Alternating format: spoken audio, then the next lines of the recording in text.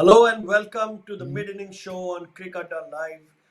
I think Yep. from being a very even kind of a situation at the start of the game, it clearly looks like the team who has been on a juggernaut roll of 24 wins in a Yeah. row and a net run rate of a positive 3.6. England is really calling the shots here in the Gulf. What do you have to say, Paras? It's a very one-sided performance. It's a very miserable stay out there for Australia. Were not able to play spin at all, and also never gathered any momentum. Lost wickets regularly, and henceforth a very below par score of just 124. Yep.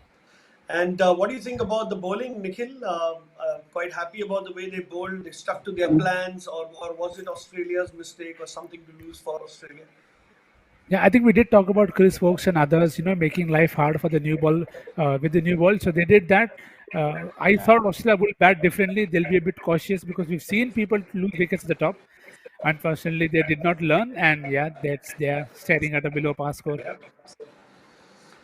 So let's go and see the scorecard here of the first innings. I think what are your thoughts when you look at this? Aaron Finch like a lone wolf playing that innings up top while all his top five six guys for going for just single digit figures.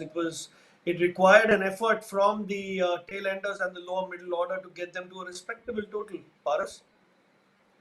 True that, Salil. When you see Aaron Finch's performance, that 44 is very crucial, given, he watched all the wickets fall from the other end. And then a splendid 20 by Aston Agar to help them recover and, a very decent end for the lower order. But, the sort of wickets which have fallen were quite different from one another. And, Yep. also coming to the English might today, they have held on to the catches splendidly. They've been very ruthless on the field. A lot of portions in the match and emotions shown by the Australian batsmen when they thought they actually hit a four or actually found the gap, but was eventually stopped. Well, I mean, something to do about the Indian bowling and what we spoke about in the previous innings show. I think what they've not done this time is not bowl Moeen Ali at all, in spite of his being on Yeah. high. That just tells them that they have no disregard for any numbers. They've just gone by a plan that they had for the Aussies, Nikhil. Yes, agree. And as we said, they don't have enough left-handers at the top for England to think about Moeen Ali. So and Warner went out early, so then it was always one-way traffic with the rest. And yeah, it just tells you how good England are in terms of planning and tactics. So hopefully they'll continue to be untroubled as of now. Yep. Three matches Yeah, in a row can be a situation for England who's playing so brilliantly. I think let's go quickly to the fun segment and let's look at our yeah, predictions for the first innings here. Alrighty, there we have Someone's a got the very rub of the close one. green, Salil, tonight. yeah. I've been really lucky today. I think it's a beginner's luck when it comes to going first for predicting. I think I'm kind of winning the toss. Is that what's happening to me? Yeah. Yes. I think pretty much a lot of things that England would have carved out would have come true. And all the things that are not looking good for Australia, I think you see a lot of greens and reds here purely from an Yeah. Australian perspective. Sadly, that Moeen Ali's one is a stalemate. We need like a draw situation here, okay? It's not fair for Paras because he didn't bowl, so he didn't take two wickets, right? So, all Okay. right, but I think having said that, we'll go to the predictions of the second innings. And I think Yep. this should be fun now, considering the fact that it looks like England's game to lose. So, if we come to the next innings prediction, and allow me to go first, gentlemen, I think All Jason yours. Roy will not be scoring a 50. He's done that in the past. And clearly, I think Stark and the other tall boys from Australia do have something under their armor to get those early England wickets. The second one would be Australia's top bowler will be Adam Zampa, considering the fact that he bowls so well, and I think that leg spin will definitely trouble a lot of these English Yeah, batsmen. My pick is true. Zampa. Uh, for chasing a score of 125, they don't really require to hit a few sixes, but Dubai being the ground that they are, and England being the team that they are, they like to finish in style.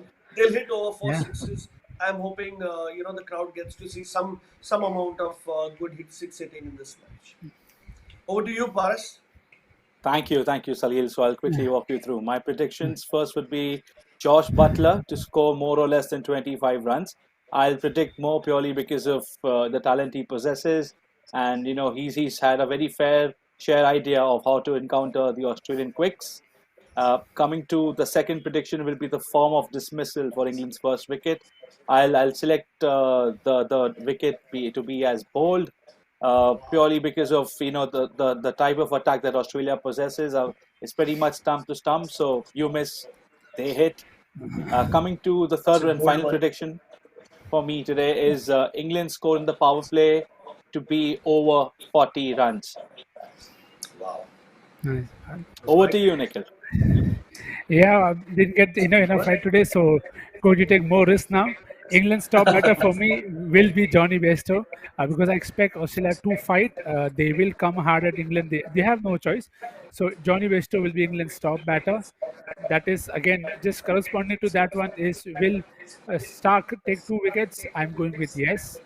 He is key for Australia up top, so I think he has to take 2 wickets. Otherwise, Johnny Bairstow doesn't get to top anyway. So that's that's my Good one. so that is my second one. And yes, England won't lose a wicket in the power in the first over. So that was an easy one for me out. But yeah, let's see. Hopefully get to right. All right, these are the predictions, and let's see what happens at the end of the match when we go back to the leaderboard for the first and second innings prediction. It's been going my way. I don't know if this beginner luck will continue in this match, but let's see. We do have an exciting match along. Any last minute predictions, Paras and Nikhil, before we go over to the English batting? For me, it's just very simple. For Australia to win, they've got to pick more than 7 to 8 wickets.